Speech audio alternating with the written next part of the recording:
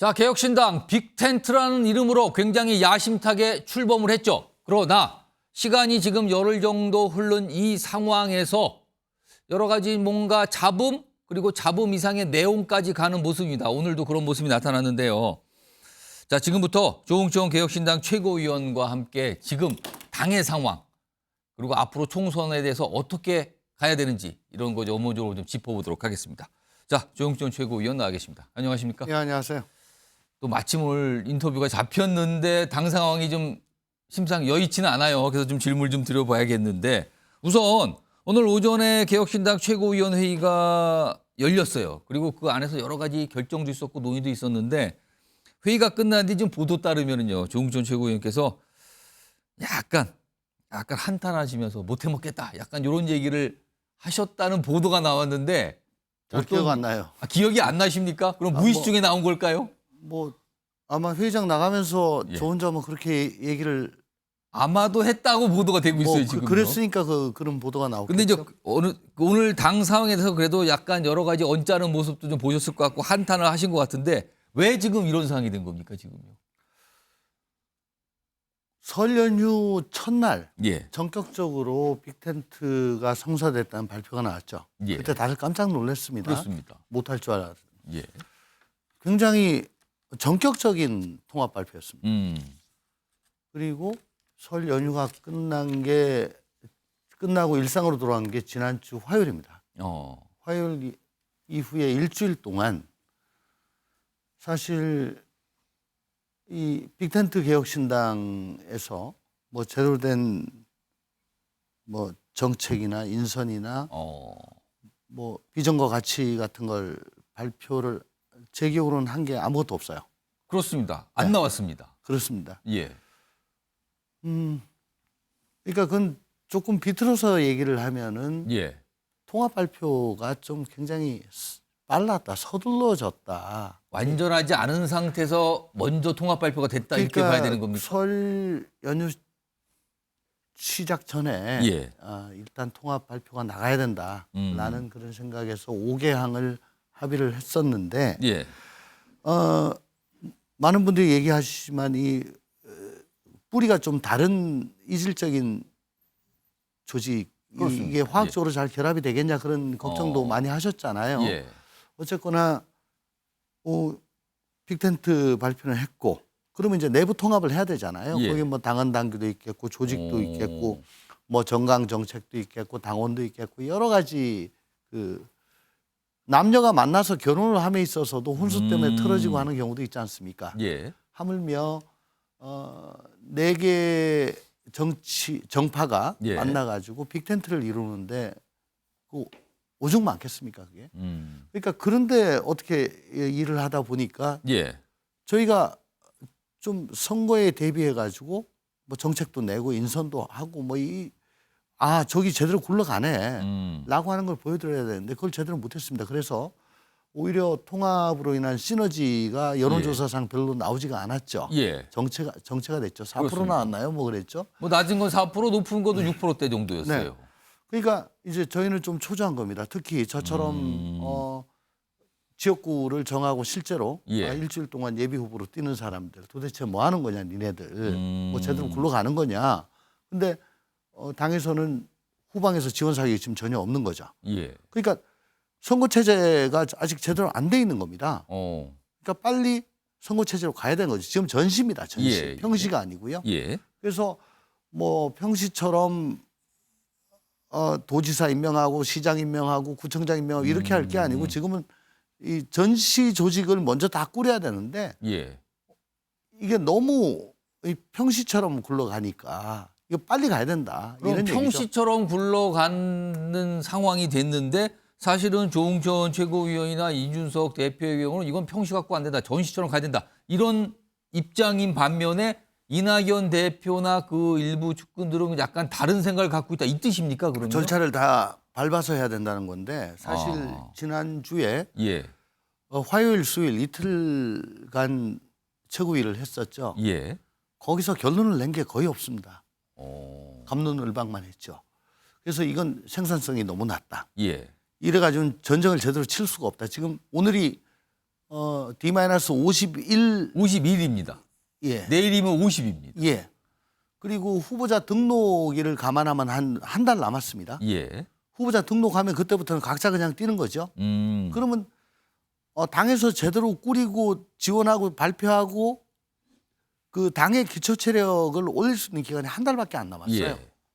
근데 뭐 평시처럼 지금 할 수는 없는 거죠. 그러면은 그런 맥락에서 오늘 최고위원회에서 결정된 사항이 여러 가지가 있었는데 그냥 가장 주목을 받은 게 선거 캠페인 그리고 선거 정책과 관련된 결정의 전권을 이준석 공동대표가 맡게 된다. 이게 통과가 됐거든요. 그거는 그런 맥락이니까 지금 전시체제로 급하게 가야 된다. 이 뜻입니까? 전시체제로 가야 되는데 예. 하나하나 신중하게 다 합의를 하게 되면은 예. 이게 결론을 내는데 너무 오래 걸리거나 혹은 결론을 낼 수가 없는 그런 상황이기 때문에 이게 그러니까 선거에 대한 정권을 주는 것이 아니고 밖으로 드러나 보이는 것. 그러니까 정책에 관한 것도 예. 뭔가 계속 던지고 잽을 계속 날려야 되잖아요. 저기 예. 뭐 굴러간다 이런 거 하려고 하는구나. 아 우리 가려운 거 긁어주네라고 하는 것이고요. 홍보에 대해서는 뭐 아마 앵커께서도 그 공감은 하실 겁니다. 아주 기발하다. 지난 대선이라든가 지방선거 때 이준석 대표의 그런 네, 선거 네. 캠페인 역할. 그렇죠. 예.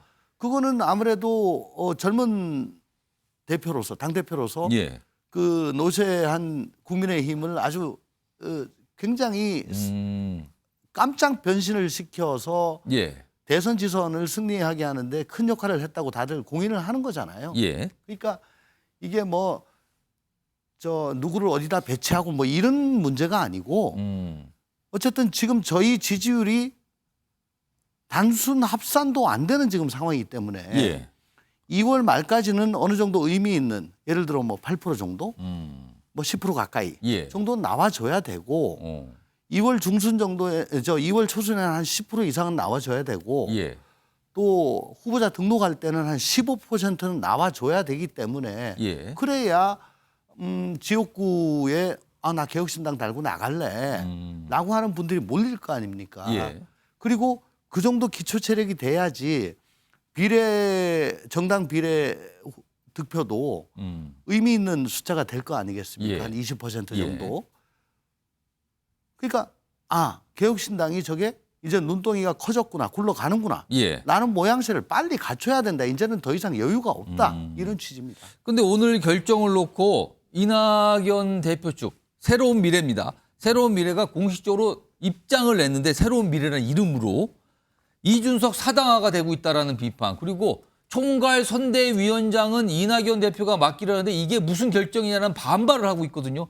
이거는 어떻게 되는 겁니까? 사당화라고 하면은 되게 뭐 이재명 사당화 혹은 뭐 윤석열 사당화 예. 정도를 생각하시겠는데 되게 그게 이제 인선과 관련된 거죠. 공천을 줌에 있어서 혹은 뭐 당직을 줌에 있어서 예. 인선에 있어 가지고 호불호를 따지고 가깝고 먼 사이를 따져 가지고 하는 건데 지금 이거는 뭐냐면 이제 좀 캠페인을 예. 정책 선거 홍보를 예. 얼마나 발칙하게 깜찍하게 어. 기상천외하게 하느냐. 예. 이게 사당화하고 무슨 관계가 있겠냐. 어. 그리고 정책 같은 것도 계속 잽을 던져야 되는데 예. 일주일 동안 아무것도 못 했잖아요. 이게 과연 무슨 사당화하고 관계가 있겠냐. 또 제가 사당화가 싫어가지고 민주당을 나온 사람인데 예. 지금 개혁신당 내에 양양자 의원의 한국의 희망까지도 포함을 한다면 총 5개의 그렇습니다. 정파가 있습니다. 5개 세력입니다. 그중에 새로운 미래를 제외한 나머지 4개 세력은 다 그렇게 가야 된다. 실제 금태섭 의원, 양양자, 조웅천, 이원욱 이렇게 지역구를 특정하고 다니는 후보들요. 예. 정말 힘듭니다 지금. 야 니네들 뭐하냐 도대체. 예. 이런 얘기를 듣고 참 야 이거 빨리 당에서 뭘 후방에서 지원 사격을 해줘야지.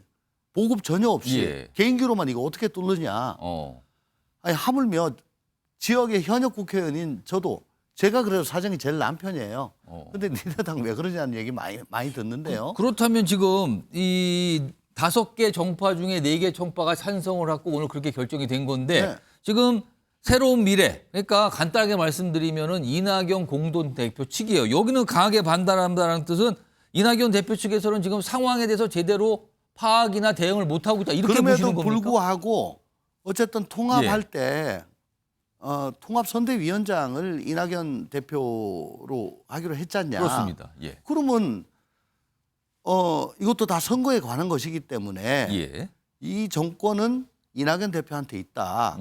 근데 이걸 이런 식으로 표결을 하면 어떻게 하느냐. 그 반발이 좀 강하게 그렇죠. 있었거든요. 그거죠. 예. 그렇지만은 실제 선거를 치러야 되는 사람들로서는 예. 우리가 일주일 동안 해보니 이게 아무것도 결정을 할 수 없는 구조다 지금. 그래가지고는 50일 동안 손발 다 묶이고 아무것도 안 하고 고사된다. 이 차이죠. 그러면은 오늘 결정으로 이준석 대표가 선거와 관련된 총선과 관련된 일정 비상 권한을 가졌다 이렇게 봐도 되는 겁니까? 그러니까 대개 선거로 분란이 일어나는 거는 공천입니다. 예. 캠페인을 어떻게 할 것인가, 홍보를 어떻게 할 것인가, 정책을 뭘로 낼 것인가, 이거는 각 단위에서 그냥 하는 거죠. 예. 그거를 그래도 제일 잘하는 사람한테 좀 맡기자 이 얘기죠. 약간 그 상황 오늘 결정 사항에 대한 약간 이해가 다르면서 사당하라는 비판도 나오고 그다음 반박도 해주셨는데 그런데요 지금 이준석 대표가 오늘 뭐 선거 캠페인과 관련된 정권을 가진 문제뿐만 아니라 이거는 좀 지난주부터 계속 나오는데 배복주 전 정의당 부대표 문제거든요. 그러니까 한마디로 말씀드리면 배복주 전 정의당 부대표의 당원을 유지시킬 것인가 그리고 좀 본인이 비례대표 출마를 희망했거든요. 비례대표를 출마시킬 것인가 이건데 이건 어떻게 지금 진행되고 있습니까? 거기에 대해서는 당원 자격 심사위원회란 걸 오늘 설치하기로 의결을 했었고요. 예. 사실 지금 각종 이질적인 그 세력들이 지금 다 모여 있다 보니까 예. 저도 뭐 배복주란 분이 어떤 분인지 한 번도 본 적도 없고 알지도 못합니다. 이번에 이제 논란이 돼가지고 도대체 예. 누구야라고 해서 찾아본 건데요. 그 전작년 그 박경석 대표의 부인 되시고 예. 뭐 정의당의 부대표를 하셨다. 그런 분이었구나. 근데 저는 들어오신지도 몰랐어요. 근데 제가 우려하는 거는 그런 겁니다. 저희 당이 스펙트럼이 좀 넓을 수밖에 없죠. 예. 그렇지만은 도저히 이건 용납이 되지 않는 그 스펙트럼 밖의 범위가 있을 수가 있습니다. 예를 들어 이석희 전 의원의 그 내란 음모 사건에 예. 대해서 뭐 석방을 촉구한다든가 뭐 그런 것에 대해서는 사실은 일반 국민으로서는 내란 음모인데 예. 좀 동의하기 힘들잖아요. 반미 자주 대회에 계속 참석을 했다. 예. 그것도 저는 일단 동의를 하기 힘듭니다. 그러니까 그런 부분이 좀 있어요. 그렇다면 일단은 부정적으로 보시는 거네요. 지금 아니, 당에 들어와 있는 모습 저는 자체에 대해서. 어떤 분들이 그 들어오는지도 몰랐습니다. 예. 나중에 보니까 그렇더라고요. 그렇다면 그런데 반미 자주까지 저희가 포용하기는 힘듭니다. 예를 들어 지금 민주개혁 진보연합인가요? 저 위성정당 있잖아요. 예. 민주당에서 하는 거. 그렇습니다. 저기서는 뭐 정말 종북 세력까지도 지금 들어올 우려가 있습니다. 예, 그런 논란이 좀 있어요. 저 같으면은 만약에 종북 주사파가 지금 들어왔다면은 아니 정상적인 선거 제도로서는 도저히 빠지를 달 수 없는데 지금 위성정당이라는 이 괴물 시스템으로 지금 들어온 거다라고 저는 격렬하게 비난을 할 겁니다. 예. 근데 만약에 그런 분이 우리 당에 계시고 만약에 비례로 응모를 했다라고 예. 한다면 아니 니네 당에도 있는데 지금 뭐 묻은 개를 나무로 한 거냐? 예. 라고 당장에 반격이 들어오겠죠. 요 배복주 전 부대표 문제가 또 다른 갈등의 어떤 지점이 되는 거 아닙니까? 또? 아니, 그러니까 이 문제에 대해서. 지금 뭐 반미 자주 이런 것까지 저희가 용납할 정도의 체력이 안 됩니다. 예. 알겠습니다. 그걸에 답이 다 있으신 것 같은데요. 그리고 최근에 이준석 대표가 공천관리위원장으로 김종인 전 위원장 얘기를 좀 살짝 꺼내놓았어요. 그리고 네. 그 이후에 여러 가지 말이 나는데 이게 가능한 상황입니까? 아니면 그냥 살짝 이런 인물이 있습니다라고 던지는 정도 수준이었습니까? 일단 김종인 위원장은 뭐 거절하셨다. 예, 거절했다고 나와요. 라고 하셔서 이게 뭐 실현 가능성이 얼마나 있는지 모르겠습니다만은 어쨌든 김종인 위원장께서는 뭐 역대 총선에서 한 번은 민주당, 한 번은 국민의힘, 뭐 좌로우로 넘나드시면서 예. 뭐 선거에서 뭐 마법 같은 그런 그 정말 기교라 그러나요? 예. 뭐라 그러나요? 하여간에 정말 그런 능력을 발휘를 하신 분으로 알려져 있기 때문에 예. 뭐 지금 우리 개혁신당으로서는 뭐 그런 분의 도움이 필요하다라고 아마 이준석 대표가 생각을 했겠죠. 그렇다면은 일단 열려 있다 이렇게 봐도 되는 겁니까? 근데 가능성에 대해서는. 아니 일단 뭐 당신은 거절을 하셨으니까 거절을 했지만 네. 예. 만약에 오신다면은 뭐 저희들로서는 뭐 큰 도움이 될 수 있다 이렇게 감사하죠. 알겠습니다. 왜냐하면 그분이가 네임밸류가 계시니까요. 알겠습니다. 네. 지금 공동대표 맡고 있는 이준석, 이낙연 대표 지역구 출마 얘기는 그동안 꺼내놨거든요. 구체적으로 좀 지역구를 좀 특정하고 있습니까? 지금 그까지 못 나갔고요. 어쨌든 지난주에 뭐 3가지 저 제시한 것 중에 저 동의를 한 게 한 번이라도 빠지를 달아본 전 현직 의원들은 다 지역구 출마하는 거다. 여기에 대해서는 다 동의를 하고 있는 상황입니다. 그러나 아직은 특정 지역구에 대해서 논의한 정도는 진척은 안 되고 있는 거네요. 네네. 근데 뭐 나가게 된다면 광주를 최우선적으로 생각하고 있다고 저번에 한번 말씀을 하신 걸로 기억을 합니다. 앞서서 오늘 결정된 사항 중에서 아까 선거 캠페인도 있었지만 선거 정책에 대한 결정권을 달라고 해서 그게 가결이 됐거든요. 이준석 대표 결정할 수 있다. 근데 사실은 아까도 말씀드렸지만은 여러 정체성을 갖고 있는 정파가 하나의 당을 지금 만든 상황이잖아요. 예를 들어서 선거 정책도 사실은 굉장히 합의를 통해서 뭔가 나와야 될 텐데 예를 들면 이겁니다. 대북 정책, 총선 관련 대북 정책을 당마다 다 내놔요. 이번에 대북 정책을 내놓아야 될 텐데 이게 합의가 쉽겠습니까 지금? 오늘 사실은 제가 제의하고 예. 양쪽 세력이 추천한 공동 정책위 의장이 있습니다. 그 단이 있습니다. 예. 거기서 검토해 가지고 방송 오기 전에 발표를 한 게 예. 전 국민 출산 휴가 급여제라는 게 있어요. 예. 뭐 그런 식으로 이 시스템이 어떻게 되냐면 일단 검토를 하고 예. 이거를 새로운 미래와 그다음에 개혁신당 쪽 이 두 분의 정책위 의장이 각각 같이 의장이 검토를 하고요. 예. 그래서 문제가 없다 그러면은 이제 대표가 보고 빨리 하기는 빨리 가야 되니까 예. 하루에 하나 이상은 계속 나가야 됩니다. 이게 계속 잽으로 나가야 되거든요.